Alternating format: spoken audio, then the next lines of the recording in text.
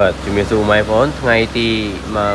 28ខែវិច្ឆិកាឆ្នាំ2025ឥឡូវវត្តមាននៅខាងក្បែរភ្នំជីសូដែរទេនៅខាងទឹកដីខេត្តតាកែវបាទខាងយើងបានសេវាកម្មនៅក្នុងការតម្លើងប្រភេទកាមេរ៉ាដែល record ពីប្លង់មុខក្នុងក្រោយបាទតែ video Full HD 1080នេះជាប្រភេទកាមេរ៉ាដែលបំពាក់គ្រប់រថយន្តទាំងអស់មិនថាប្រភេទបែបណាទេ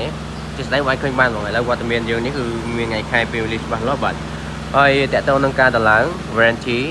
រយៈពេល1ឆ្នាំបាទសម្រាប់នៅភ្នំពេញយើង free សេវាតម្លើងជូនក៏ប៉ុន្តែសម្រាប់នៅតាមបណ្ដាខេត្ត